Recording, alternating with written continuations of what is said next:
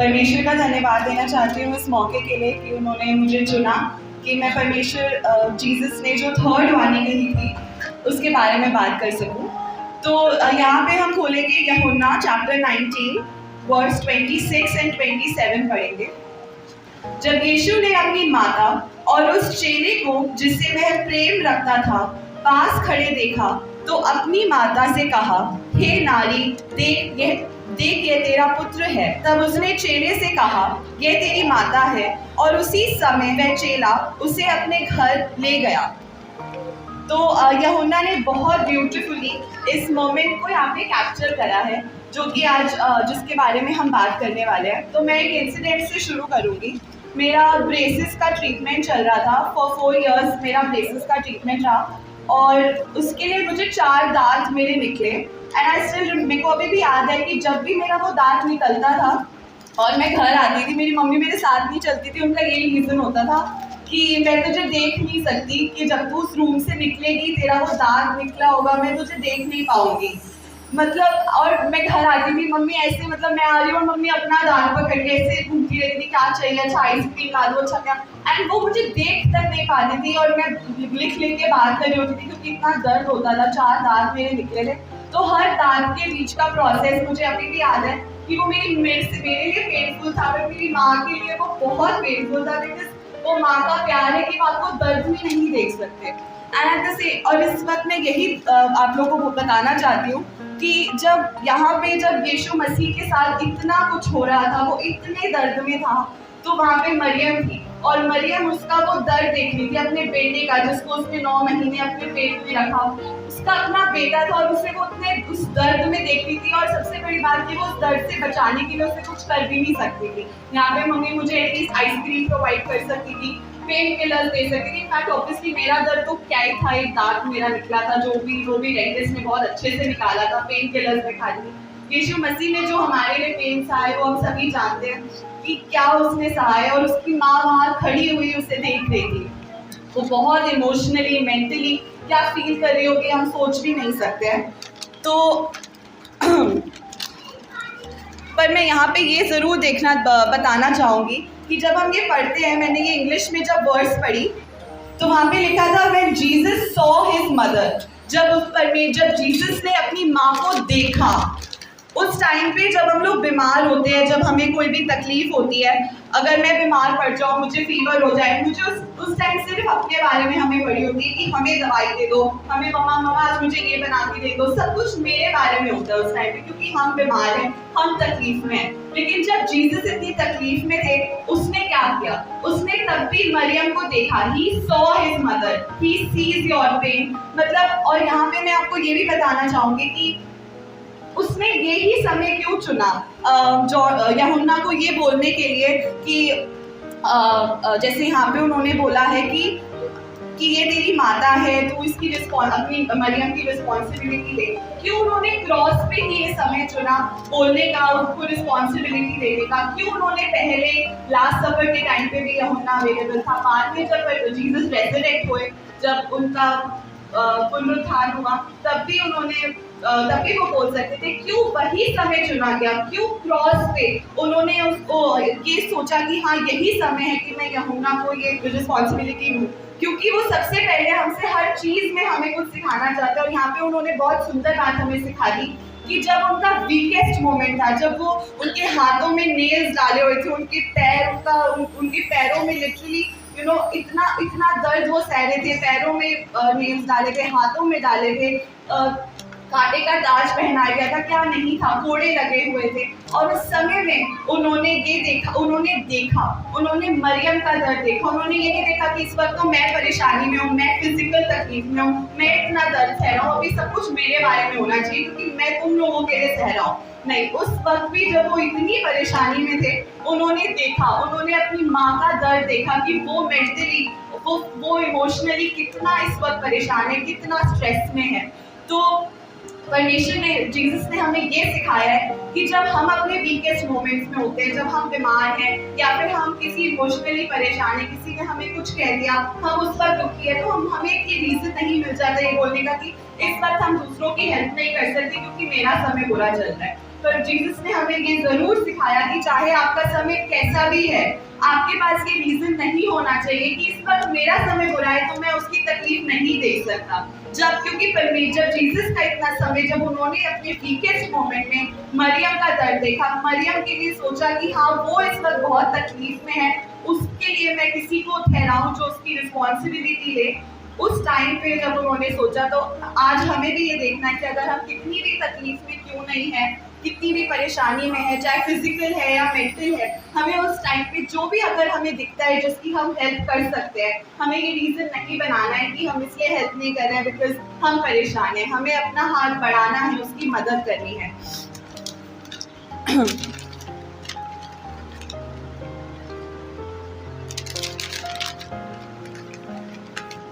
हम जब चल रहे होते हैं, कहीं पे भी बैनर्स लगे होते हैं, अगर आपने देखा होगा, वो बैनर्स पे लिखा होता है इफ़ यू सी समथिंग से समथिंग। अगर आपको कुछ बुरा दिख रहा है तो आप उस चीज़ के लिए कुछ करो, सिर्फ देखो मत। और जैसे बहुत चीज़ें बुरी होती है, लड़कियों के साथ होता है, कुछ कोई भी क्राइम होता है, तो ये बहुत ज़्यादा ये चलता है, कोट है जो बोला जाता है कि इफ़ यू सी समथिंग से समथिंग। कुछ भी बुरा दिख रहा है तो आप बोलो, आवाज़ उठाओ। तो सिमिलरली यहाँ पे जीसस ने उस पेन में बोला, तो उन्होंने देखा, मरियम को देखा, जैसे यहाँ पे लिखा है, जब यीशु ने अपनी माता और उस चेले को जिससे वह प्रेम रखता था पास खड़े देखा, तो अपनी माता से कहा। देखा और कहा मतलब वही है कि आप जब देख रहे हो किसी को दर्द में, किसी को तकलीफ में, ना सिर्फ आपको उसको उस दर्द और तकलीफ में देखना है, लेकिन उसके लिए कुछ करना है। अगर आप कुछ कर नहीं सकते, अगर आपके पास में भी फाइनेंशियल उसे प्रॉब्लम है, आप उसे फाइनेंशियली हेल्प नहीं कर सकते, अगर उसे बीमारी है, आप उससे चंगाई नहीं दे सकते, लेकिन आप उससे कह सकते हो। अब बात ये है आप क्या कहोगे। आप बहुत ब्लेस्ड हो कि आप जीसस के नाम को जानते हो, आप जानते हो कि वो हमारा सेवियर है, उसने हमारे लिए क्या किया, और यही आपको उनके साथ बांटना है। जो भी इंसान जो भी परेशानी में है, चाहे फिजिकल मेंटल, आपको एटलीस्ट उसे देखकर कहना है कि तेरे लिए कोई है जो तेरे को देख रहा है, जो तेरे लिए करेगा, और उसे ज़रूर जीसस के बारे में बताना है, यीशु मसीह के बारे में बताना है, उसकी मदद करनी है। और एक और चीज़ हम यहाँ पे देखते हैं, जब मरियम के लिए जीसस ने ये रिस्पॉन्सिबिलिटी दी यूहन्ना को कि तुम मरियम का ध्यान रखना आगे टाइम में, तो क्या मरियम ये चाहती होगी, क्या मरियम का बेस्ट थॉट ये होगा कि जीसस को वो ऐसे देखे और फिर यूहन्ना उनकी बाकी लाइफ में उनके साथ रहे?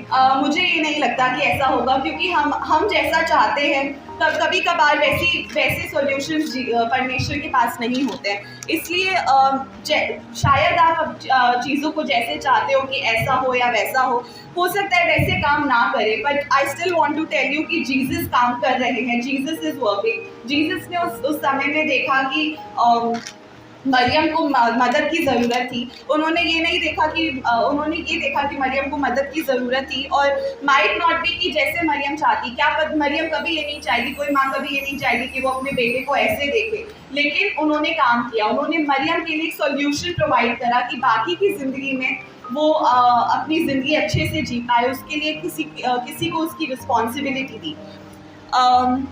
मैं चाहूँगी कि आप जेम्स चैप्टर 2 वर्स 14 and 17 पढ़े, 14 से 17 तक पढ़े। याकूब चैप्टर 2 वर्स 14 से 17। हे मेरे भाइयों, यदि कोई कहे कि मुझे विश्वास है पर मैं कर्म ना करता हो, तो इससे क्या लाभ? क्या ऐसा विश्वास कभी उसका उद्धार कर सकता है?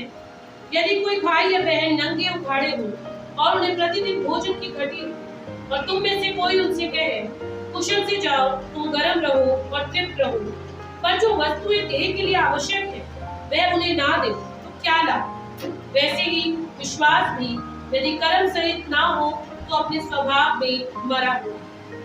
एग्जैक्टली। तो जैसे मैं बोल रही थी कि आपको सिर्फ देखकर ये नहीं करना है, इग्नोर नहीं करना है चीज़ों को कि हाँ हम देखते हैं, पर क्योंकि अभी हम परेशानी में तो हम कुछ कर नहीं सकते। आपको देख के जो आपसे बन पड़ता है आपको वो करना है। और जीसस ने सच में हमें बहुत अच्छी बात यहाँ पे यही सिखाई है कि उनके वीकेस्ट मोमेंट में, जब वो एकदम वीक थे, जब उनके साथ इतना कुछ हुआ था, उन्होंने हमें देखा। ही सीज आर पेन, वो हमारे दर्द को देखते हैं। हमारा दर्द कैसा भी है, छोटा है, बड़ा है, दर्द दर्द है, and he knows our pain. वो हमारे लिए है, हमारे लिए सॉल्यूशन प्रोवाइड कर रहा है। मे नॉट बी कि जैसा हम चाहते हैं वैसा सॉल्यूशन हो, लेकिन वो ज़रूर काम कर रहा है। He is always working. जब वो अपने उस वीकेस्ट मोमेंट में भी हमारे दुख को देख रहा था, तो ज़रूर ये चीज़ मैं आपको ज़रूर बोलना चाहूँगी कि वो ज़रूर हर समय में आपको देख रहा है, आपके तकलीफ को जानता है। एक और इंसिडेंट मैं शेयर करना चाहूँगी। तो मैं usually every day I travel in a metro. अब मेट्रो में इट्स लाइक कि थोड़ा रश होता है एंड सीट के लिए आपको लिटरली फाइट करनी पड़ती है। तो थैंकफुली मेरी मेट्रो में ऐसा हाल नहीं है, क्योंकि इतना रश नहीं होता है। बट समटाइम्स मेरे को भी सीट के लिए फाइट करनी होती है। एंड व्हाट हैपेंस कि दो लोग अगर खड़े हैं, एक सीट खाली हुई है, सो मैं जैसे अगर भाग के जाऊंगी और मैं उस पर बैठ जाऊंगी सीट पे, और उसी टाइम में भी मेरे साथ में जो है वो भी खड़ा हो जाएगा और जो दूसरा बंदा है वो जाके बैठ जाएगा।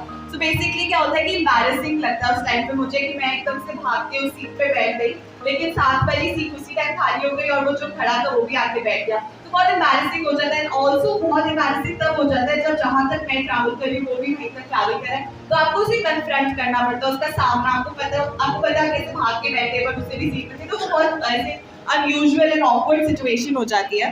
सो मैं यहाँ पे ये सिचुएशन क्यों शेयर कर रही हूँ, बिकॉज अगर हम यहाँ पे देखें जॉन को, तो जॉन मैं चाहूँगी आप पढ़े मार्क चैप्टर 14 वर्स 50।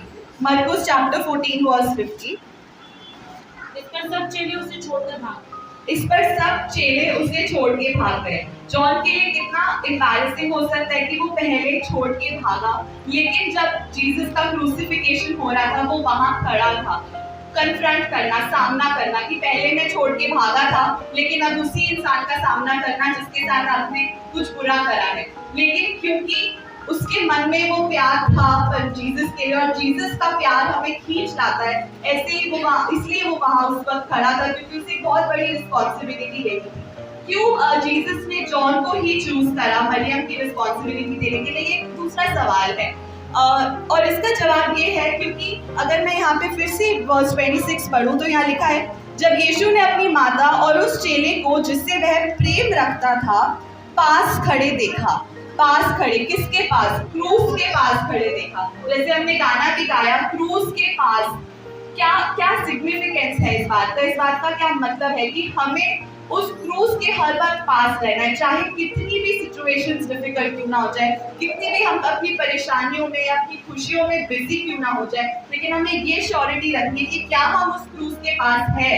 क्योंकि अगर हम उस क्रूस के पास है तो हमें क्या मिलती है? पहली चीज फॉरगिवनेस, जो कि जॉन को मिली क्योंकि वो छोड़ के भागा था, लेकिन क्योंकि वो उस क्रूस के पास आके बाद में खड़ा हुआ तो उसे पहली चीज मिली फॉरगिवनेस, व्हिच इज माफी। फिर उसे मिली रिस्पॉन्सिबिलिटी। जीसस देखते हैं कि हाँ ये बच्चा मेरा रिस्पॉन्सिबल है, इसको मैं ये रिस्पॉन्सिबिलिटी दे सकता हूँ, maybe to help others, कि वो दूसरों की मदद करे, या फिर कोई, हम सभी के लिए उन्होंने अपने अपने टैलेंट्स दिए। तो हमें दूसरी चीज जो क्रॉस के पास आके मिलेगी वो है responsibility. And third thing is everlasting life. John को एक बहुत अच्छी लाइफ मिली, वो अपनी ओल्ड एज में मरा, ऐसा कोई उसके साथ हादसा नहीं हुआ। तो ये तीन चीजें जो है हमें मिलती है, which is forgiveness, responsibility and life, अगर हम क्रूस के पास आते हैं। तो आज ये वो दिन होगा जब हम जीसस ने जो हमारे लिए किया उसको सोचे, उसकी हर एक छोटी छोटी चीजों का सिग्निफिकेंस देखें कि क्या मान्य है। उसने जो भी कहा, उसने, because word is flash, word जो है, जो परमेश्वर का वचन है वो फ्लैश बना। तो ये बहुत जरूरी है कि आज हम देखें कि वो हमसे क्या कहता है, वो जो भी हमसे कहता है उस हर चीज़ का मान्य है। जैसे हम हर 7 कलमों का मान्य देख रहे हैं, तो हमें आज ये मान्य देखना है उसका कि उसने अगर पास खड़े हुए व्यक्ति को, जो कि यूहन्ना था, उसे फॉरगिव किया, रिस्पॉन्सिबिलिटी दी और एवरलास्टिंग लाइफ दी, तो आज हमें भी ये परखना है क्या हम उस क्रूस के पास है। मैं इसको सिर्फ एंड करना चाहूँगी यही बोल के कि जीसस आपसे बहुत प्यार करते हैं, और वो प्यार हम आज के दिन सेलिब्रेट कर रहे हैं क्योंकि उन्होंने हमारे लिए क्रूसिफाई किया। जब भी हम वो गाना गा रहे हैं, एक जो हम कोरस गा रहे हैं, वो दिल को छू रहा है क्योंकि सच में उसने हमारे लिए वो सहा है, और उस पेन में भी उसने हमारे दर्द को देखा है। तो आज भी अगर आप किसी भी तकलीफ में हैं, किसी भी पेन में हैं, वो आपको देख रहा है, क्योंकि उस वक्त जब वो क्रॉस पे इतनी तकलीफों में था, उसने अपनी माँ का दर्द देखा। और उसने ये भी देखा कि क्या यूहन्ना को माफ़ी पड़ती है, उसको मुझे माफ़ी देनी चाहिए, क्योंकि चाहे बेशक वो मुझे छोड़ के गया, बट आज वो मेरे क्रूस के पास है। आज हमें जांचना है खुद को, क्या हम उसके क्रूस के पास है? अगर नहीं तो आज वही दिन होगा कि हम उसके पास जाए, क्योंकि उसने जो हमारे लिए किया है वो सच में हमारे लिए कोई नहीं कर सकता। तो आज के इस थर्ड कलमे को अगर मैं समराइज करूंगी, हमने यही सीखा है कि जीसस ने वीकेस्ट मोमेंट में हमारी तकलीफ़ों को देखा है। अगर हम अपने वीकेस्ट मोमेंट में हैं, हमें दूसरों को हेल्प करना है, और ये बहाना नहीं बनाना है कि हम तकलीफ़ में इसलिए हम दूसरों की हेल्प नहीं कर रहे हैं। और हमें उस क्रूस के पास जाना है, क्योंकि उस क्रूस के पास माफ़ी, चंगाई, हर वो अच्छी ब्लेसिंग है जो जीसस हमें दे सकता है।